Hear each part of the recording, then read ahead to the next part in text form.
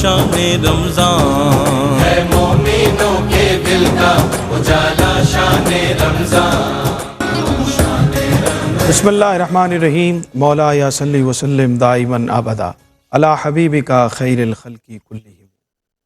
رحمت کا ہے خزینہ رمضان کا مہینہ، رحمت کا ہے خزینہ رمضان کا مہینہ، بخشش کا آبگینہ رمضان کا مہینہ۔ اللہ کی رحمتوں کی برسات ہو رہی ہے، اللہ کی رحمتوں کی برسات ہو رہی ہے، خلد بری کا زینہ رمضان کا مہینہ۔ ذکر خدا سے ہر دم سانسیں مہک رہی ہیں، اشکوں کا ہے شبینہ رمضان کا مہینہ۔ قربان کیوں نہ جائیں آئے جو موت ایسی، اے کاش ہو مدینہ رمضان کا مہینہ۔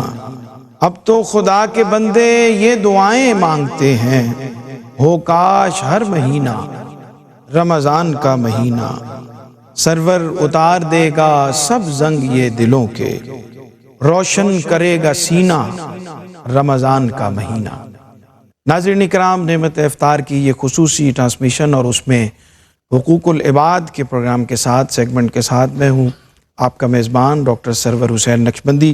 آپ سب کو جہاں بھی آپ دنیا بھر میں موجود ہیں اس ٹرانسمیشن کا حصہ ہیں اور ARYQ TV کے ساتھ جڑ جاتے ہیں، اس مبارک مہینے میں آپ سب کو رمضان المبارک کی یہ مبارک ساعتیں اللہ تعالیٰ نے ہمیں عطا فرمائی۔ آپ سب کو اس کی بہت بہت مبارکباد اور دعا کیجیے کہ اللہ اس مبارک مہینے کی جو برکات ہیں اس سے ہم سب کو کما حق ہو مستفید ہونے کی توفیق عطا فرمائے۔ یہ وہ بابرکت مہینہ ہے کہ جس میں رسول کریم صلی اللہ علیہ وآلہ وسلم کے معمولات عبادت کئی گنا بڑھ جاتے تھے۔ آپ کی سخاوت، آپ کی عبادت، آپ کے ذکر و اذکار کے معمولات میں قدر اضافہ ہو جاتا تھا اور آپ کمر کس لیا کرتے تھے۔ اور ممبر پر چڑھتے ہوئے جو حضرت جبریل علیہ السلام نے 3 باتیں آپ کو اللہ کی طرف سے عطا فرمائی اور ان پر آمین رسول اللہ صلی اللہ علیہ وآلہ وسلم نے کہا، اور صحابہ نے جب پوچھا تو اس میں سے ایک بات یہ تھی جس پر آپ نے آمین فرمایا کہ اللہ تعالیٰ جس کو رمضان کا مہینہ عطا فرمائے اور وہ اس مہینے میں اپنی بخشش اور مغفرت کا سامان نہ کرے تو اس کو ہلاکت اور اس کے ہلاک ہونے کی دعا فرمائی کہ اس مہینے میں بھی جو شخص اپنی برکت نہ اپنی بخشش نہ کروا سکے تو اس کے ہلاک ہونے پر رسول اللہ صلی اللہ علیہ وآلہ وسلم نے آمین جو ہے وہ فرمایا۔ تو یہ بہت بابرکت مہینہ ہے۔ 4 چیزوں کا خاص طور پہ اس مہینے کے حوالے سے آپ نے ذکر کیا کہ اس میں اللہ کی وحدانیت کا کثرت سے ذکر کرنا چاہیے، لا الہ الا اللہ کا ورد جو ہے وہ کثرت سے کرنا چاہیے۔ دوسرا آپ نے فرمایا کہ استغفار زیادہ سے زیادہ بندے کے ورد زبان رہنا چاہیے۔ تیسرا آپ نے فرمایا کہ جنت کی طلب کرتے رہنا چاہیے رب سے اس مہینے میں، اور چوتھا آپ نے فرمایا کہ جہنم سے پناہ مانگتے رہنا چاہیے۔ اور یہ 4 چیزیں رسول اللہ صلی اللہ علیہ وآلہ وسلم نے اصحاب کو اور امت کو تعلیم فرمائی۔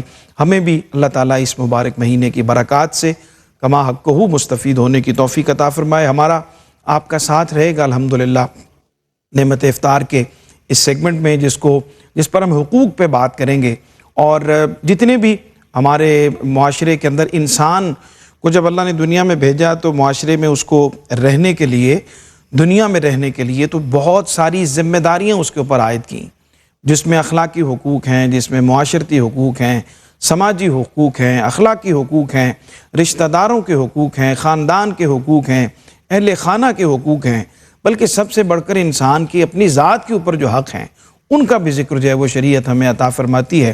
اور آج پہلے دن حقوق کے اس سیگمنٹ میں ہم بات کریں گے حقوق اللہ کے حوالے سے، اور اس کے بعد انشاءاللہ ہمارے اگلے مختلف موضوعات جو ہیں وہ مختلف حقوق کے حوالے سے ہوتے رہیں گے، اس پہ ذکر ہوتا رہے گا۔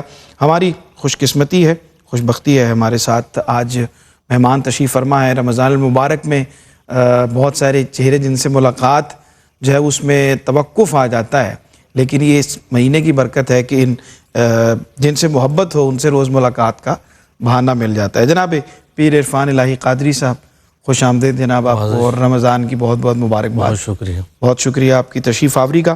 جناب قاری محمد یونس قادری صاحب ہمارے ساتھ تشریف فرما ہوتے ہیں پچھلے رمضان المبارک کے، اور ARYQ TV کے بہت سارے پروگراموں میں میزبانی کرتے ہوئے، اور ہماری خوش بختی ہے ہمارے ساتھ بطور مہمان تشریف فرما ہوتے ہیں۔ آپ کو بھی رمضان کی بہت مبارکباد اور آپ کی بہت شکریہ ڈاکٹر آمد کا بھی شکریہ۔ پروفیسر تیمور احمد فاروقی صاحب، خوش آمدید جناب، آپ کو بھی بہت شکریہ، اور رمضان کی برکتوں میں جو آپ سے بھی ملاقات ہو جاتی ہے وہ بھی اسی کا حصہ ہے، بہت شکریہ آپ کی تشریف آوری کا۔ جناب قاری احمد رضا جماعتی صاحب گجرانوالہ سے، ہمارے بہت ہی پیارے، بہت ہی خوبصورت لب الہجے کے ثنا خواں، اور آپ کو بھی خوش آمدید جناب، رمضان کی بہت مبارکباد۔ بہت شکریہ بسم اللہ کلام عطا فرمائیے، اسی سے آغاز کرتے ہیں۔ مولاي صل وسلم دائما أبدا على حبيبك خير الخلق كلهم مولاي صل وسلم دائما أبدا على حبيبك خير الخلق كلهم هو الحبيب الذي ترجى شفاعته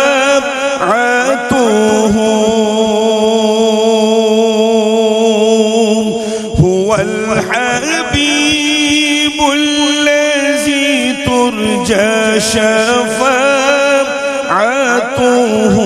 لكل هول من الأحوال مقتحم مولاي صل وسلم دائما أبدا على حبيبك خير الخلق كلهم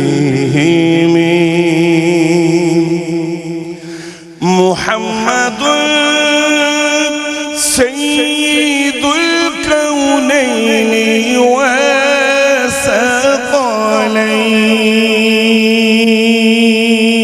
والثقلين محمد سيد الكونين والثقلين والفريقين من عرب ومن عجم مولاي صل وسلم دائما أبدا على حبيبك خير الخلق كلهم ثم الرضا عن أبي بكر وعن عمر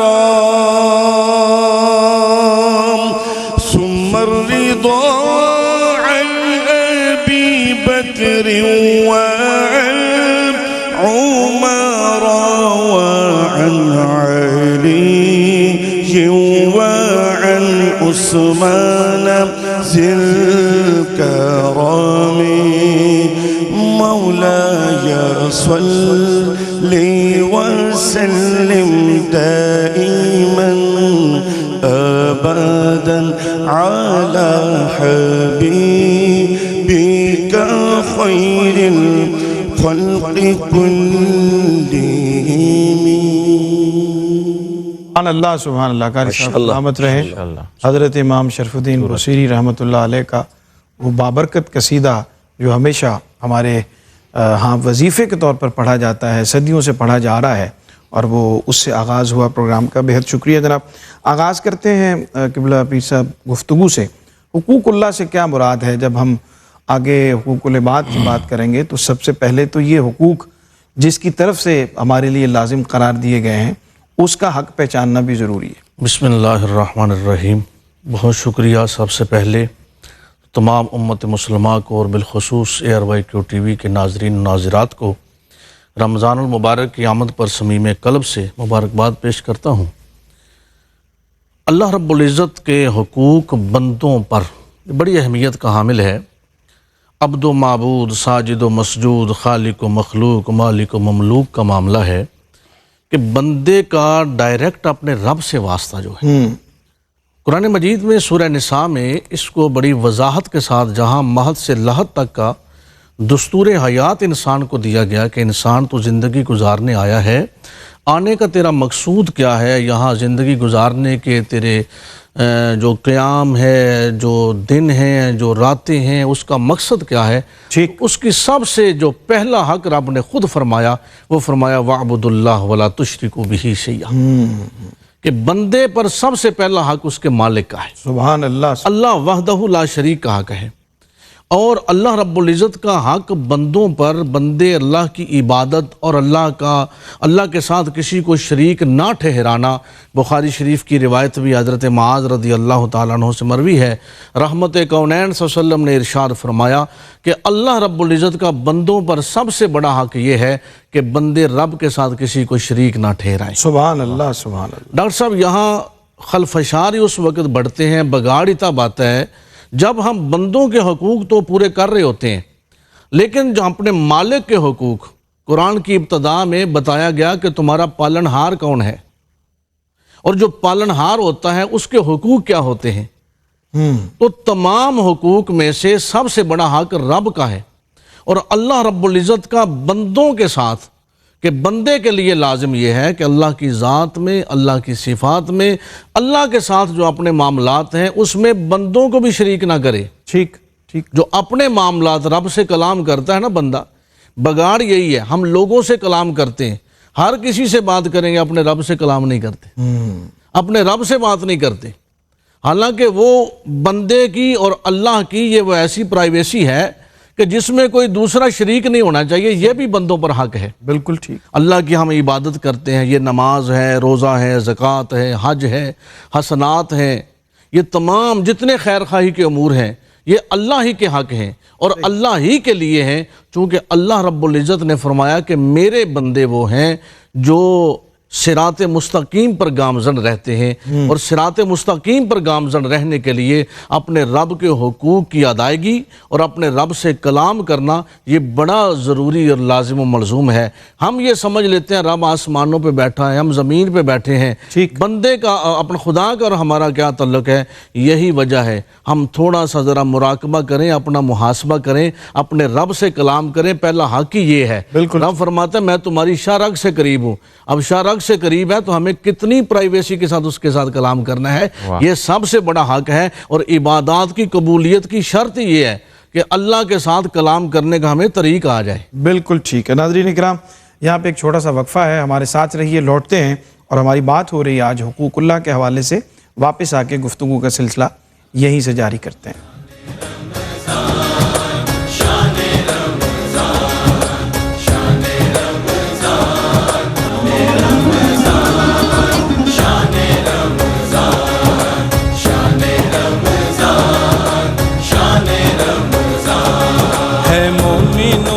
دل کا اجالا شان رمضان ہے مولا شان رمضان۔ جی ناظرین، خوش آمدید کہتے ہیں وقفے کے بعد آپ کو پروگرام دیکھ رہے ہیں آپ نعمت افطار میں حقوق العباد، اور آج ہم حقوق اللہ کے حوالے سے بات کر رہے ہیں۔ بریک پہ جانے سے پہلے ہم بات کر رہے تھے کہ حقوق اللہ سے مراد کیا ہے، وہ کون سے حق ہیں جو بندے نے ادا کرنے ہیں اپنے رب کے، اور اس کا ادراک اس کو ہونا چاہیے، اور اس پہ ہماری رہنمائی پیر صاحب نے فرمائی۔ قاری صاحب کی طرف بڑھتے ہیں، اور جب ہم کیٹیگرائز کرتے ہیں قاری صاحب ان حقوق کو، جب ان کی درجہ بندی کرتے ہیں، تو وہ کون سا پہلا حق ہے جو سب سے زیادہ بندے کے ذمہ ہے؟ ویسے تو اللہ کے سارے حقوق اسے ادا کرنے ہیں جی ڈاکٹر صاحب، لیکن اس کو کیٹیگرائز کریں تو کون سا بنیادی حق جو اس کو، جس سے بالکل قطع تعلق نہیں رکھنا چاہیے اس کو؟ جی بہت شکریہ ڈاکٹر صاحب۔ ڈاکٹر صاحب، سب سے پہلا جو حق ہے وہ اللہ کی معرفت ہے، کہ سب سے پہلے بندہ اللہ کی معرفت حاصل کرے۔ قرآن پاک نے فرمایا وَمَا خَلَقْتُ الْجِنَّ وَالْإِنسَ إِلَّا لِيَعْبُدُونَ، یعنی اللہ لیعبدون لیعرفون، یعنی سب سے پہلے یہ ہے کہ وہ اللہ کی معرفت حاصل کرے، ٹھیک، پھر اس کی وحدانیت پر ایمان لائے، حق والے کی ذات کو پہچاننے پہلے پہچان ہے، اور اللہ کی پہچان ایسی، اللہ اکبر، ڈاکٹر صاحب کمال کے بات ذہن میں آئی کہ ایسی پہچان ہو جائے بندہ مومن کو۔ ادھر اذان ہوئی، کریم آقا علیہ الصلوۃ والسلام کی بارگاہ اقدس میں اما عائشہ صدیقہ حاضر ہوتی ہیں، اذان ہو رہی ہے اور آپ کی بارگاہ میں آتی ہیں، تو اللہ کی پہچان دیکھیں، معرفت دیکھیں کیسی ہے. تو آپ نے اپنا تعارف کروایا، فرمایا کون عائشہ؟ یا رسول اللہ آپ کی حالیہ. فرمایا ابو بکر کی بیٹی. فرمایا من ابو بکر؟ کون ابو بکر؟ یا رسول اللہ ابو قحافہ کا بیٹا. فرمایا من ابو قحافہ. نماز کریم آقا علیہ الصلوۃ والسلام نے ادا فرمائی، اور نماز ادا کرنے کے بعد جب دوبارہ حجرہ نور میں جلوہ گر ہوئے تو اما عائشہ پاک پھر آئی، یا رسول اللہ اذان ہوئی اور میں آپ کی بارگاہ میں آئی تو آپ نے مجھے پہچاننے سے انکار کر دیا. فرمایا جب اذان ہو جاتی ہے تو ایک ہی معرفت باقی رہتی ہے، وہ اللہ کی معرفت ہے، وہ اللہ کی پہچان ہے. تو سب سے پہلا جو حق ہے وہ یہ ہے کہ بندہ اللہ کی معرفت حاصل کرے، اللہ کی پہچان حاصل کرے، اور ایسی پہچان، ایسی معرفت، والذین آمنوا اشد حبا للہ، وہ اس سے ٹوٹ کر محبت کرے. ایسی معرفت ہونی چاہیے. بلکہ آپ سیدنا بلال حبشی کی بارگاہ میں جائیں تو کیسی معرفت ہے، اللہ اکبر. سیدنا عمر فاروق رضی اللہ تعالی عنہ جب اب 22 لاکھ مربع میل پر حاکم بنے تو جناب کی اقتدار آ گیا، تو آپ نے فرمایا بلال تو نے بڑی مشکلیں اٹھائیں، سختیاں اٹھائیں، اذیتیں، دیواریں تیرے اوپر حائل ہوئیں، آج مانگ کیا مانگتا ہے؟ اللہ کی محبت دیکھیں اور معرفت دیکھیں کیسی ہے. تو آپ نے کہا عمر مجھے کوئی وزارت نہیں چاہیے. فرمایا اگر کچھ دینا چاہتے ہو کسی بدبخت کو لے آؤ، مجھے کوڑے مارتا رہے، میں احد احد کے نعرے لگاتا رہوں. تو اللہ کی معرفت ایسی ہونی چاہیے کہ بندہ دنیا سے کٹ جائے، ہٹ جائے. پھر معرفت کے بعد اس کی وحدانیت پر ایمان ہو، پھر عبادات کی جانب، یعنی نماز، روزہ، حج، زکوٰۃ، جتنے بھی احکام رب کائنات نے قرآن پاک میں 500 احکام اللہ پاک نے نازل فرمائے ہیں، ان تمام پر عمل پیرا جب ہو تو دیکھیں قرآن کہتا ہے یا ایھا الناس اتقوا ربکم. فرمایا یا ایھا الناس اعبدوا، اے ایمان والو، اے بندو اللہ کی عبادت کرو، ربکم الذی خلقکم، فرمایا اس رب کی عبادت کرو جو تمہیں پیدا کرنے والا ہے. سبحان اللہ. اور ایسی عبادت بندہ کرے قرآن کی زبان میں قل ان صلاتی و نسکی و محیای و مماتی للہ رب العالمین. بالکل ٹھیک، بہت شکریہ قاری صاحب. پروفیسر، حقوق اللہ کی بات ہم کر رہے ہیں، اللہ کے حقوق کے حوالے سے ہم رہنمائی چاہ رہے ہیں. تو ہمارے یہاں عموماً یہ رویہ اپنایا جاتا ہے یا اس طرح سے اس کو لوگوں میں پیش کیا جاتا ہے کہ کوئی صدقہ و خیرات آپ کر رہے ہیں، نیکی کے کام کر رہے ہیں، اچھائی کے کام کر رہے ہیں تو وہ کافی ہیں، اور باقی جو اللہ کے حقوق ہیں، اس کے جو احکامات ہیں اس کی اتنی امپورٹنس، کئی لوگ اس کو زیادہ اہمیت دیتے ہیں.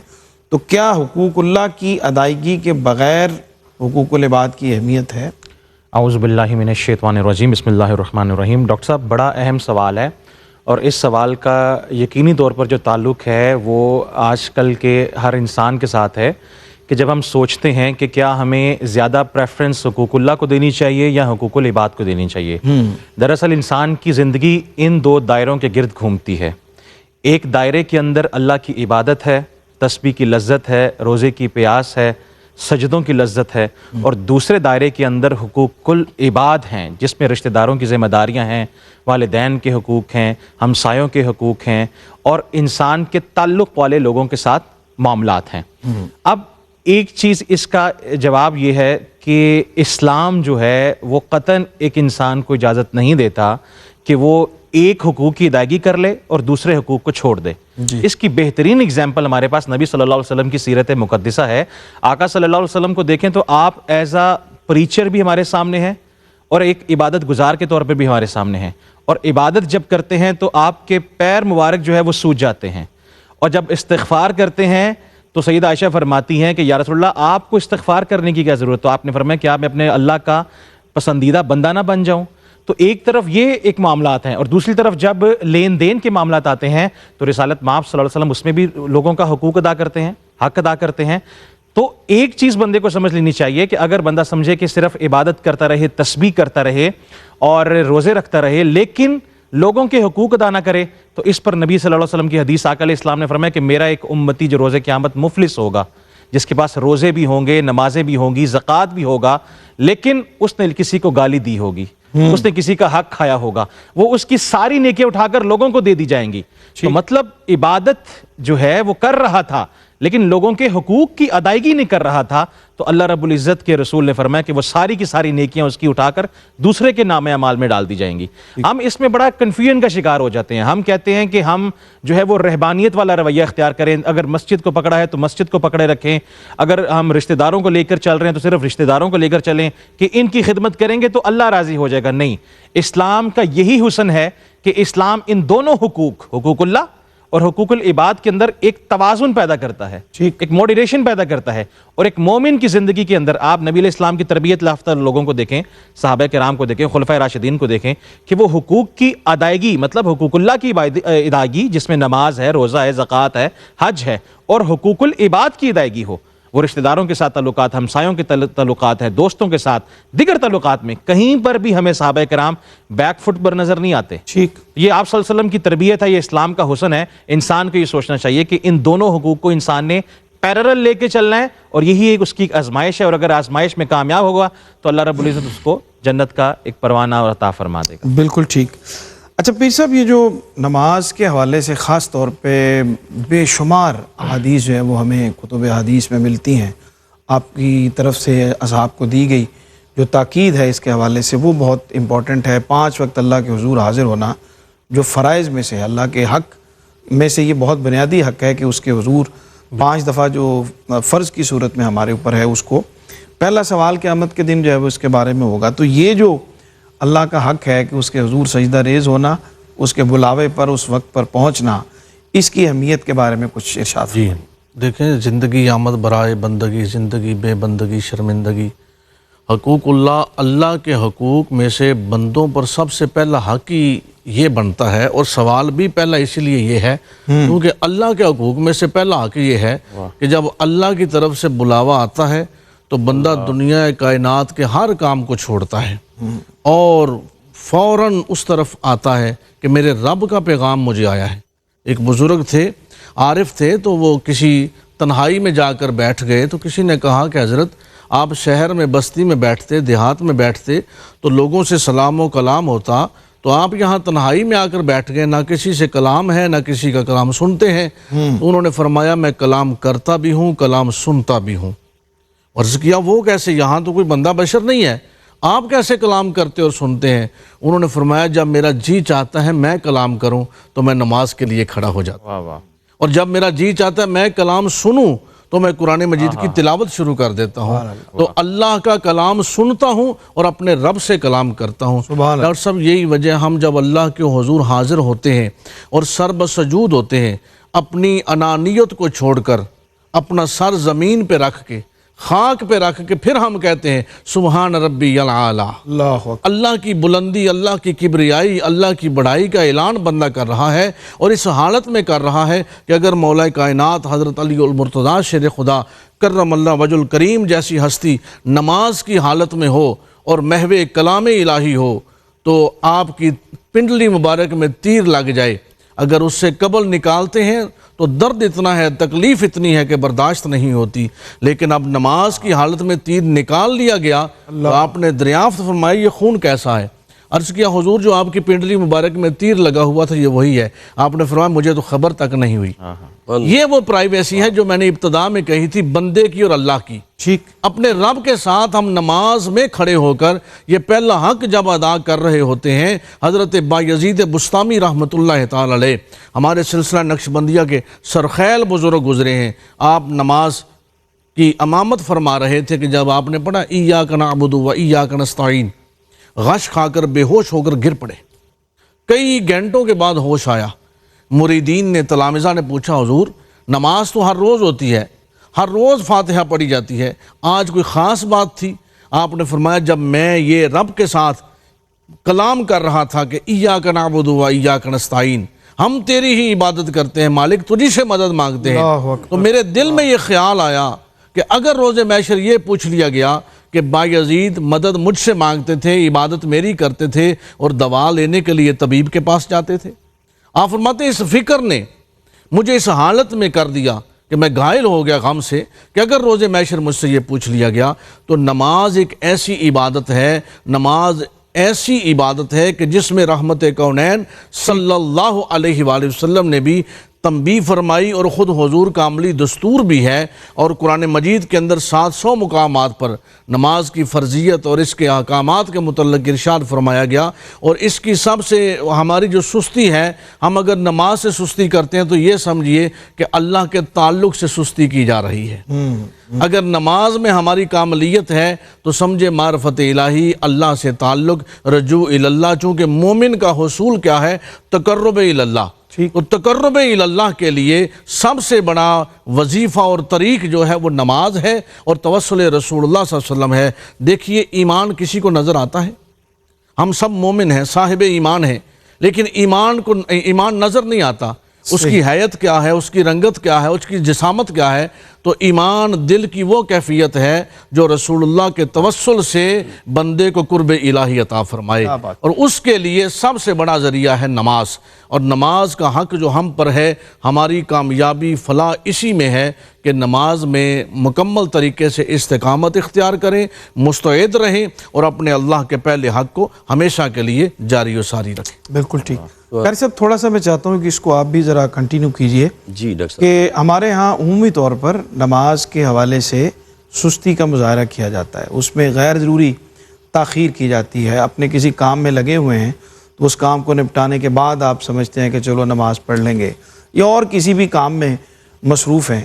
تو یہ جو اللہ کی طرف سے بلاوا ہے، اور جب اس کا وقت ہو گیا ہے اور رسول کریم صلی اللہ علیہ وسلم نے جو اچھے امور جن کا ذکر فرمایا، اس میں آپ نے نماز کو وقت کے اوپر پڑھنے کا آپ نے حکم دیا۔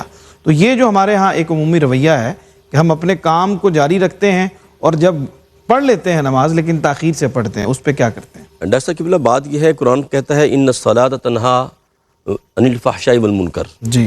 پھر قرآن کہتا ہے، جو آپ نے وقت کی بات کی، فرمایا کہ کتاب موقوتا، فرمایا ایک نماز اپنے معین وقت پہ رب کائنات نے اس کو مقرر کیا ہے۔ ٹھیک۔ اچھا بندہ کہتا ہے میں فلاں کام کر لوں، فلاں کاروبار کر لوں، مجھے کامیابی مل جائے گی، لیکن اذان سنے نا توجہ سے تو اس کے اندر آتا حی علی الصلاۃ حی علی الفلاح۔ فرمایا کامیابی جو ہے وہ نماز کی طرف ہے۔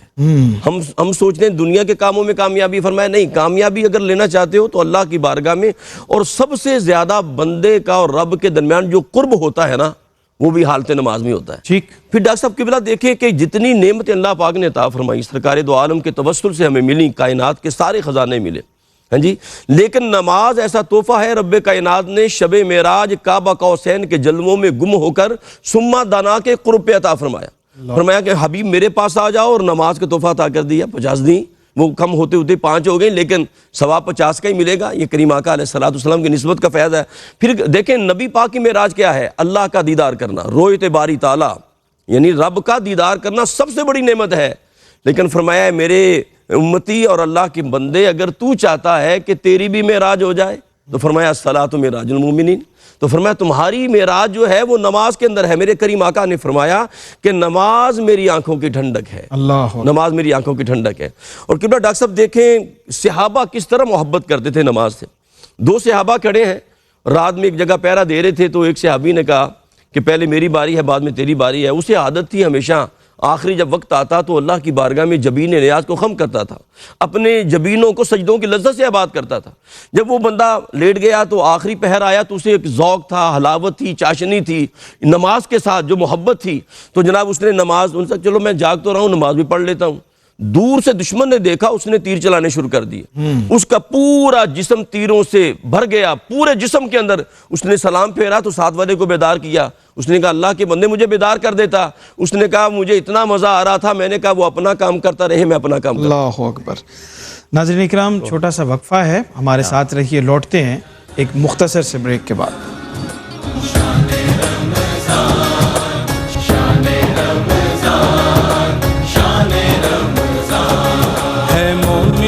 کے دل کا اجالا شان رمضان ہے، مومنوں کے دل کا اجالا شان رمضان۔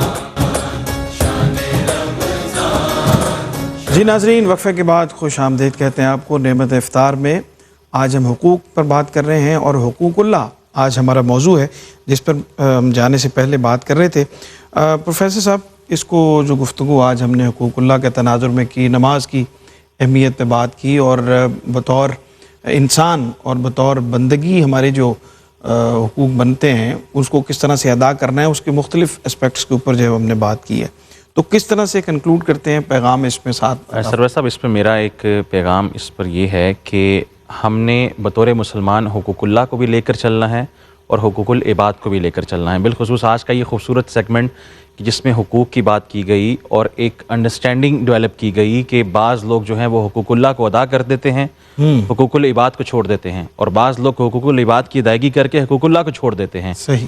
مومن کا حسن اسلام نے یہی بیان کیا ہے کہ مومن جو ہے وہ ان دونوں حقوق کی ادائیگی کرتا ہے اور سیرت رسول صلی اللہ علیہ وسلم کی روشنی میں ان دونوں حقوق کو لے کر چلتا ہے. اور دوسری بات یہ ہے کہ نماز کی جہاں تک بات ہوئی کہ نماز اسلام کا ایک اہم رکن ہے.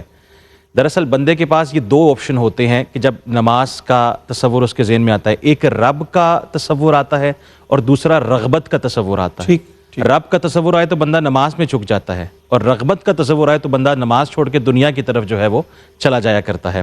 تو اسلام ہمیں یہ سکھاتا ہے کہ جو مومن ہوتا ہے وہ رب کی طرف جانے والا ہوتا ہے. جب انسان کے نماز کے معاملہ ٹھیک ہوتے ہیں، اس کی توحید ٹھیک ہوتی ہے، اس کا رسالت پر عقیدہ ٹھیک ہوتا ہے، اس کے دیگر حقوق کی ادائیگی جو ان سے وہ ٹھیک ہوتی ہے. نماز کو بیسیکلی اگر ہم دیکھیں تو دن میں 5 مرتبہ یہ بندگی کی ایک تجدید ہے کہ 5 مرتبہ بندہ جو ہے وہ بالخصوص رمضان المبارک کے مہینے میں ہمیں یہ چاہیے کہ نماز کی نوافل کی ادائیگی کریں، حقوق اللہ کو ادا کریں، حقوق العباد کو بھی ادا کریں. جی قبلہ پیر صاحب کیا پیغام عطا فرماتے ہیں؟ جی ڈاکٹر صاحب دیکھیں، ہماری تمام تر توانائیاں اس کام پر ہم بروئے کار لاتے ہیں اپنے قالب کو سنوارنے کے لیے، اپنے ظاہر کو سنوارنے کے لیے. ظاہر سنوارتے ہیں، ظاہر بھی نظروں کو دکھانے کے لیے. حدیث مبارکہ میں رحمت کونین صلی اللہ علیہ وسلم ارشاد فرماتے ہیں اللہ رب العزت ہر روز 70 مرتبہ بندہ مومن کے دل پر اپنی نگاہ رحمت فرماتے ہیں. اس کے لیے، اس دل کو آباد کرنے کے لیے ہمارے مشائخ نے، صوفیاء نے ہمیں جو طریق بتایا وہ توحید کے ساتھ جوڑتا ہے. وہ ذکر ہے لا الہ الا اللہ. فرمایا کہ لا الہ الا اللہ کا ذکر کرو اور دل کے ساتھ کرو، تاکہ جب خالق تمہارے دل کو دیکھے تو تم اس کے ذکر میں مشغول ہو اور اس بات کا اعلان کر رہے ہو کہ اللہ کے سوا کوئی عبادت کے لائق نہیں ہے، کبریائی اسی کی ہے، بڑائی اسی کی ہے. اور یہی سب سے بڑا ایمان کے لیے اور ایمان والوں کے لیے اللہ کے ساتھ جڑ جانا، اللہ سے تعلق قائم کر لینا، اور یہی ان کی معراج ہے. بالکل ٹھیک. قبلہ قاری صاحب ایک تو پیغام عطا فرما دیں، اور دوسرا آج ہم بڑے دکھ کے ساتھ یہاں بیٹھے ہیں کہ اس نشریات کا ہمیشہ سے حصہ رہے اور بہت ہماری رہنمائی کرتے رہے. جب بھی خاص طور پہ صوفیانہ موضوعات پہ گفتگو ہوتی تھی اور ہماری خواہش ہوتی تھی کہ خواجہ غلام قطب الدین فریدی صاحب جو ہیں وہ ہمارے ساتھ تشریف فرما ہوں، تو پیغام عطا کرتے ہوئے ساتھ ہی ان کے حوالے سے کچھ جملے. ڈاکٹر صاحب، حقوق اللہ اور حقوق العباد کے حوالے سے قرآن پاک کی آیت کا حوالہ دینا چاہوں گا. وَقَضَىٰ رَبُّكَ أَلَّا تَعْبُدُوا إِلَّا إِيَّاهُ وَبِالْوَالِدَيْنِ إِحْسَانًا. یعنی اللہ پاک نے فرمایا کہ میری عبادت کرو، میری بارگاہ میں جبین نیاز کو خم کرو، اور آگے ساتھ ہی متصل کیا کہا؟ فرمایا کہ والدین کے ساتھ حسن سلوک کرو. حدیث پاک کے اندر آتا ہے من لم یشکر الناس لم یشکر اللہ. فرمایا جو بندوں کا شکر ادا نہیں کرتا وہ اللہ کا شکر ادا نہیں کرتا. ٹھیک. اچھا ڈاکٹر صاحب قبلہ ایک بات میں عرض کروں گا، یہاں بندوں سے مراد صرف انسان ہی نہیں ہے، بندگی کے اندر کائنات کی ہر چیز آ جاتی ہے. یہ پتھر بھی بندہ ہے، شجر بھی بندہ ہے، حشرات الارض بھی اللہ کے بندے ہیں، یعنی بندگی کے اندر وہ بھی آ جاتے ہیں. تو دیکھیں جب بندہ پیار کرتا ہے، ایک محدث کے ایک آخری بات میں عرض کرتا ہوں، ایک محدث تھے، اس نے کئی کتابیں تحریر کی، اور کسی نے دیکھا کہ جنت کی وہ سیر کرنے، پوچھا جی آپ جنت میں کیسے گئے، کون سا عمل لے کے گیا؟ اس نے کہا کہ میں حدیث پاک لکھ رہا تھا، میری نب کی سیاہی پہ مکھی بیٹھی، تو میں نے کہا پہلے یہ پیاز بجھا لے تو پھر میں حدیث تحریر کروں گا. تو رب نے فرمایا تو نے میری مخلوق سے محبت کی ہے، میں نے تجھے جنت عطا فرما دی. سبحان اللہ. قبلہ ڈاکٹر صاحب آج قبلہ خواجہ غلام قطب الدین فریدی رحمۃ اللہ تعالیٰ علیہ، یہ پہلی دفعہ رحمۃ اللہ تعالیٰ علیہ کہہ رہا ہوں جی، یقین کریں ان کی شخصیت اتنی پیاری، اتنی محبت والی شخصیت تھی، ان کے وجود سے اتنا پیار تھا. جو شخص بھی قبلہ خواجہ سائیں سے ملتا تھا وہ یہی کہتا تھا کہ خواجہ صاحب سب سے زیادہ محبت مجھ سے کرتے ہیں. اچھا قبلہ ڈاکٹر صاحب آپ تو اس بات کے گواہ ہیں کہ آپ کا دسترخوان بڑا وسیع تھا، اتنا وسیع تھا کہ یقین کریں کئی مرتبہ الحمدللہ کے دسترخوان پہ حاضر ہوئے. وہ میرے گھر میں بھی تشریف لائے، ان کی نظر کرم شفقت ہے. تو وہ کہتے ہیں نا، ان کا جو کلام تھا، خاص طور پہ جو کلام تحریر کرتے تھے نا، ایک شعر پڑھنا چاہوں گا. آپ نے فرمایا تھا کہ ذرے اس خاک کے تابندہ ستارے ہوں گے، ذرے اس خاک کے تابندہ ستارے ہوں گے جس جگہ آپ نے نالین اتارے ہوں گے. ہماری پوری ٹیم کی دعا ہے اللہ پاک خواجہ سائیں کے درجات کو بلند فرمائے. آج بڑی کمی ہے اور یقین کریں میری نظر میں اتنا نفیس آدمی مشائخ میں میں نے بہت کم دیکھا ہے. جی ویسے آپ بھی کچھ جی قبلہ یقیناً آج ہم ایک عظیم علمی اور روحانی شخصیت سے محروم ہو گئے ہیں. آپ کو اللہ تعالیٰ نے علم و فضل سے نوازا تھا. عربی اور فارسی پر ید طولہ رکھنے والی آپ شخصیت تھے اور یقیناً کئی پروگرامز میں ان کے ساتھ بیٹھنے کا موقع ملا اور بندہ نواز تھے. جس طرح بڑوں کے ساتھ جو ہے وہ محبت اسی طرح چھوٹوں کے ساتھ شفقت فرماتے تھے. اللہ تعالیٰ لواحقین کو صبر جمیل عطا فرمائے اور اللہ تعالیٰ ان کی مغفرت فرمائے اور اعلیٰ مقام عطا فرمائے. جی قبلہ پیر صاحب. جی وہ اتنے کریم تھے کہ ان کی مجلس میں بیٹھ کر کبھی کوئی اپنے آپ کو چھوٹا نہیں سمجھتا تھا. اللہ اللہ. ان کے یہاں گھر میں آپ بھی ساتھ تھے, قاری صاحب بھی تھے, حاضر ہوئے. کئی دفعہ یہاں بھی ملاقات, میں نے اپنی تصانیف ان کو پیش کی اور اتنی محبت فرمائی اتنے بڑے استاد ہو کر, اور میری کتابوں کو اس طرح پڑھا کہ جس طرح پتہ نہیں کہ وہ مجھے کیا سمجھ رہے ہیں. یہ ان کی اتنی بڑی محبت تھی. اور آپ کو یاد ہوگا کہ جب ہم کھانا کھانے کے بعد ان کی حجرہ انور میں بیٹھے تھے تو انہوں نے خادم سے کہا چائے لے کر آؤ, اور ساتھ ہاتھ سے اشارہ کیا کہ نہ لے کے آنا, اس لیے کہ یہ میرے پاس بیٹھے رہیں. اور زیادہ دیر تک ہم بیٹھے رہے. 2 مرتبہ میں نے عرض کیا کہ حضور چائے نہیں آئی تو مسکرائے. پھر انہوں نے فرمایا لے آؤ, تو فرمانے لگے اگر چائے آتی آپ چلے جاتے تو یہ اتنی گفت و شنید نہ ہو سکتی. اتنی محبت والے وہ جو ہے وہ شخصیت تھے کہ ان کے جسم سے, ان کے کلام سے, یعنی یوں کہہ لیجئے کہ وہ اقبال نے تو کہا ہے نا کہ اقبال بڑا اپدیشک ہے, من باتوں میں مو لیتا ہے. گفتار کا یہ غازی تو بنا کردار کا غازی بن نہ سکا. خواجہ صاحب وہ ہستی کامل ہیں کہ جو گفتار کے بھی غازی تھے, کردار کے بھی غازی تھے, اور ان کا لمحہ بلمحہ جی چاہتا تھا کہ ان کے پاس بیٹھیں اور زیادہ دیر تک بیٹھیں. بہت شکریہ جناب پیر عرفان الہی قادری صاحب, جناب قاری محمد یونس قادری صاحب, جناب پروفیسر تیمور احمد فاروقی صاحب اور جناب قاری احمد رضا جماعتی صاحب. آپ سب مہمانوں کا بہت شکریہ. خواجہ صاحب کے حوالے سے بہت دیر بات میں خود کر سکتا ہوں کہ ایک طویل رفاقت ان کے ساتھ رہی. شعری حوالے سے بھی, نعت خوانی کے حوالے سے بھی, ان کے گھڑی شریف میں بھی حاضری ہوتی رہی, یہاں بھی ان کے ساتھ سفر میں رہے, حرمین شریفین کے سفر میں بھی ایک آدھ بار ان سے ملاقات ہوئی. بہت ساری جگہوں پہ ان کے ساتھ مشاعروں میں, ادبی تقریبات میں, پھر ہماری جو تقریبات خاص طور پہ نعت کانفرنس ہوتی ہے اس کی تمام تر جو اب تک کانفرنسز ہو چکی ہیں سب میں وہ نہ صرف تشریف لائے بلکہ بہت مفید مشوروں سے نوازا, بہت اچھی گفتگو کی. اور یہاں پر جب تشریف لاتے تھے ہمارے پاس تو مجھے ہمیشہ یہ خواہش رہتی تھی اور ان کے آنے سے یہ تسلی ہوتی تھی کہ ہم جو بھی سوال کر رہے ہیں اس سوال کا ایک روحانی پہلو جو ہے وہ خواجہ صاحب بیان فرمائیں گے. ایک اس کا ظاہری پہلو اور دوسرا اس کا ایک روحانی پہلو, جس سے ہمیں بہت تقویت ملتی ہے. اور جو شعر قاری صاحب نے ابھی سنایا, ذرے اس خاک کے تابندہ ستارے ہوں گے, یہ وہ شعر آفاق کلام ہے جو ہمیشہ ان کے لیے دعاؤں کا سبب بنتا رہے گا. میں بھی 2-3 اشعار عرض کر دیتا ہوں اور پھر قاری صاحب سے ہم جو ہے وہ سنتے ہیں. سمر لائی نبی کی جستجو ہے, محمد ہی محمد سو بسو ہے. خدا کی جستجو والوں سے کہہ دو, خدا کی جستجو والوں سے کہہ دو, لباس مصطفیٰ میں ہو بہو ہے. اور یہاں پر سانس بھی لینا ادب سے, یہاں پر سانس بھی لینا ادب سے, یہاں حکم خدا لا ترفعو ہے, یہاں حکم خدا لا ترفعو ہے. میرے آقا کرم قطب حزین پر, میرے آقا کرم قطب حزین پر, اسے دیدار کی بس آرزو. اجازت دیجئے انشاءاللہ کل آپ سے ملاقات ہوگی. کلام شامل کرتے ہیں.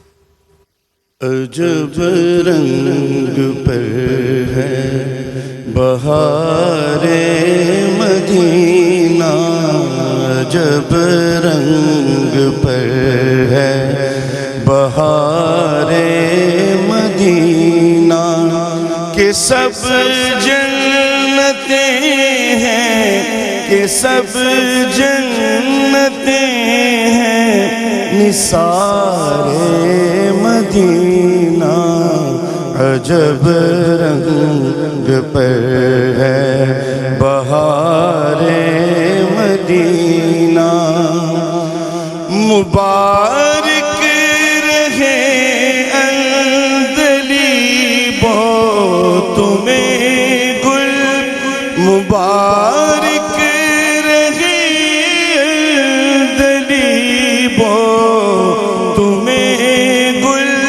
ہمیں گل سے بہتر ہے خار مدینہ، عجب رنگ پر ہے بہار مدینہ، عجب رنگ پر ہے۔ ملائک لگاتے ہیں آنکھوں میں اپنی، ملائک لگاتے ہیں آنکھوں میں اپنی، شب و روز خاکے، شب و روز خاکے مزار مدینہ، عجب رنگ پر ہے بہار مدینہ، عجب رنگ پر ہے۔ شرف جیسے حاصل ہوا انبیاء کو،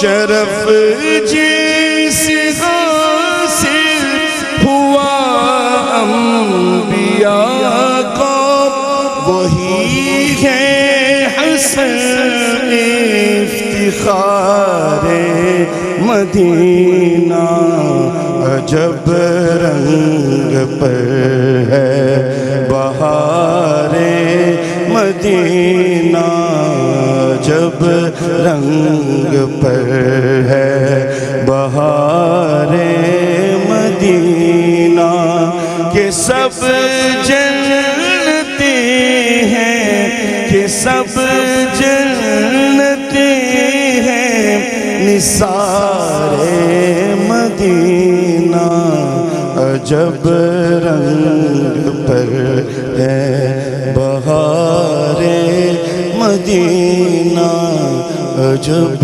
رنگ پر ہے بہار مدینہ۔